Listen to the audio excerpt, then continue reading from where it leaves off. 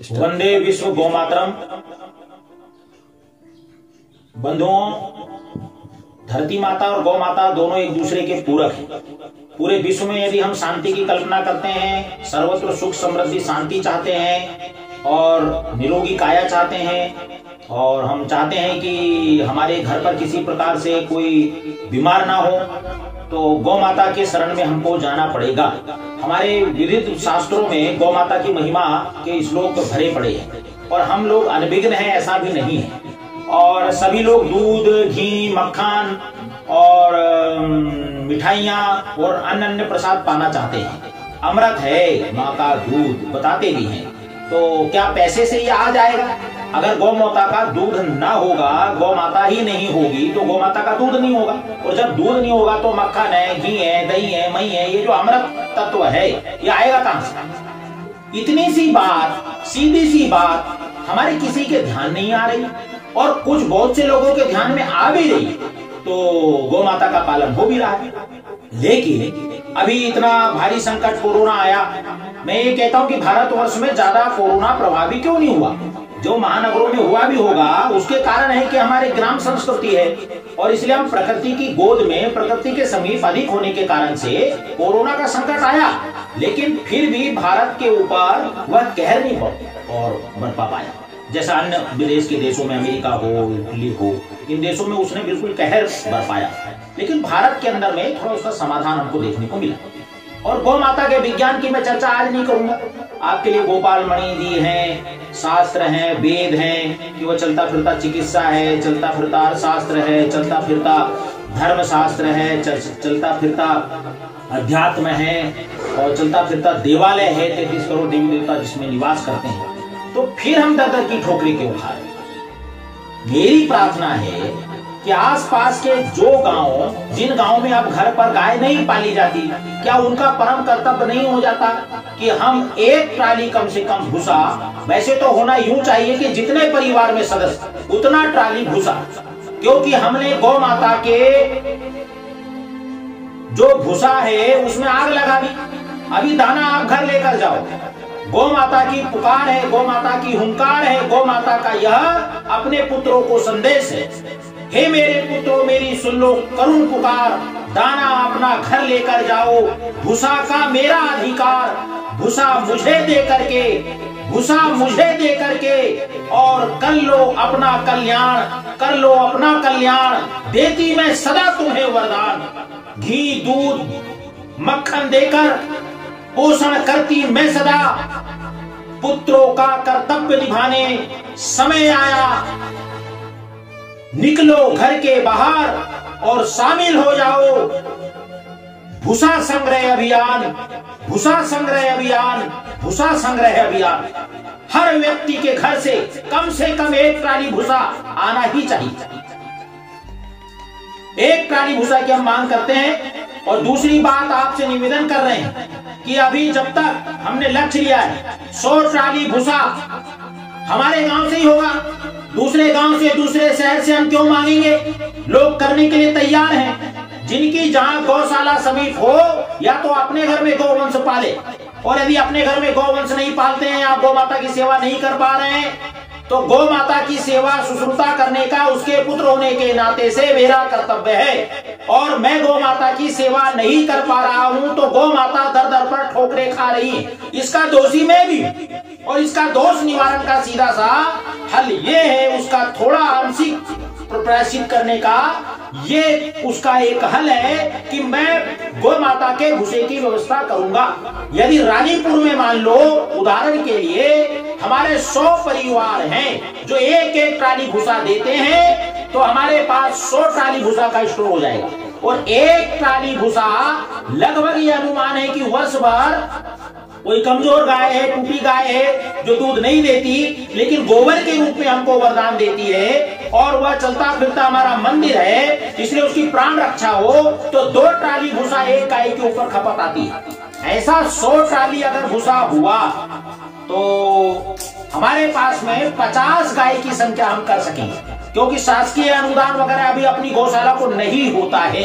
और यदि शासकीय अनुदान होगा भी तो सरकार के भरोसे हम अपने माँ बाप नहीं पालते।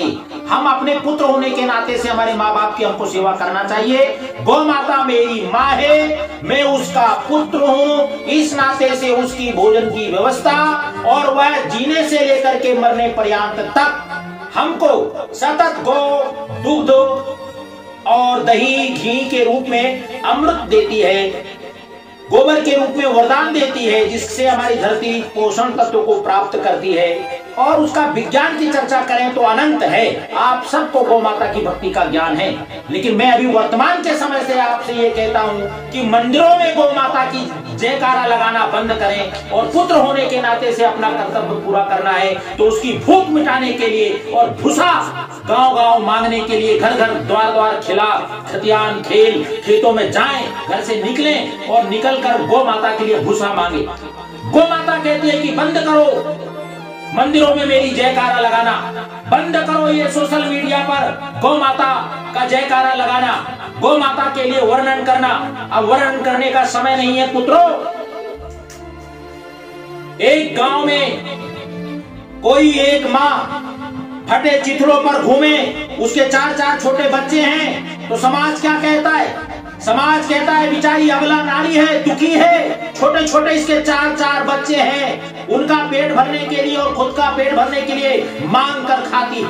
लेकिन वही 4 पुत्र जब बड़े हो जाए, पैसा कमाने लगे, समृद्ध हो जाए, और यदि वो माँ दर दर घर घर द्वार द्वार मांग कर खाती है, चिथड़े में घूमती है, तो समाज क्या कहता है? इसके बड़े बड़े 4-4 पुत्र हैं जो खाते कमाते हैं लेकिन माँ की सेवा नहीं कर सकते, वो निकम्मे। इसी प्रकार गौ माता के पुत्र हम हैं जो समृद्धशाली हो गए, बड़ी बड़ी बिल्डिंगें हमने बना ली, हम सभी प्रकार अत्याधुनिक संसाधनों से और विभूषित हो गए, संपन्न हो गए, समृद्ध हो गए। गौ माता के प्रति हम अपना कर्तव्य भूल गए। गौ माता ना होगी तो ये धरती रसातल को चली जाएगी, फिर से होगी कोरोना की हाहाकार, फिर से होगी कोरोना की हाहाकार। नहीं मिलेगा दूध दही घी जैसा अमृत, और इसके कारण पड़े रहोगे बीमार, पड़े रहोगे बीमार, पड़े रहोगे बीमार।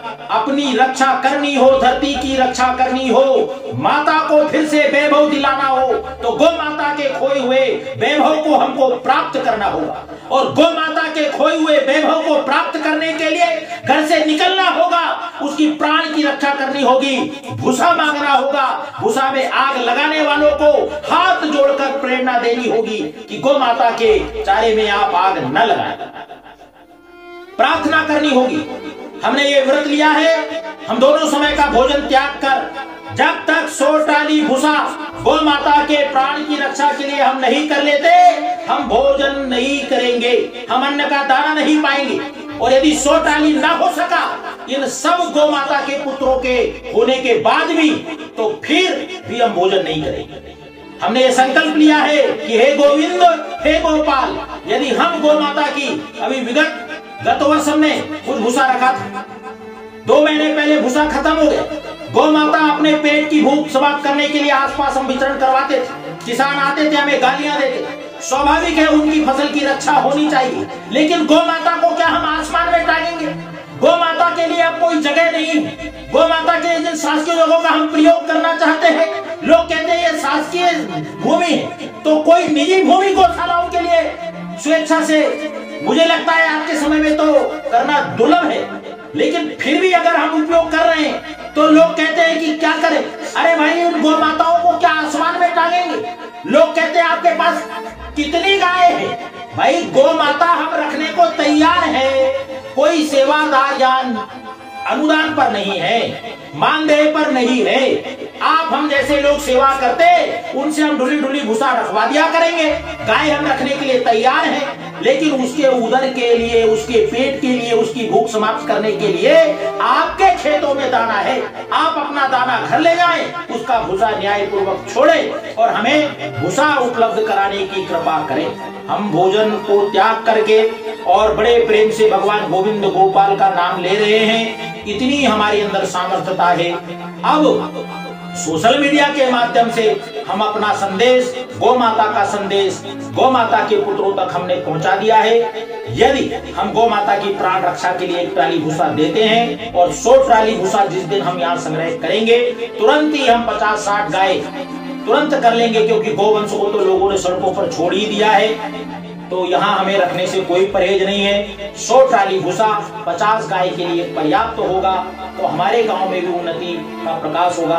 हमारे युवा और संस्कारित होंगे, हमारे युवा बलशाली होंगे। ये अपेक्षाओं के साथ मैं आपसे प्रार्थना करता हूँ, आने वाले भविष्य के लिए, आने वाले कल के लिए, धरती माता की रक्षा के लिए, विश्व में शांति के लिए, विश्व में मंगल के लिए गौ माता की प्राण रक्षा कर लें बंधुओं, गौ माता की प्राण रक्षा कर लें। उसका भूसा और अवश्य उसके लिए आरक्षित कर दें। भूसा देने की कृपा करें, भूसा देने की कृपा करें, भूसा देने की कृपा करें। गोविंद गोपाल भगवान की जय।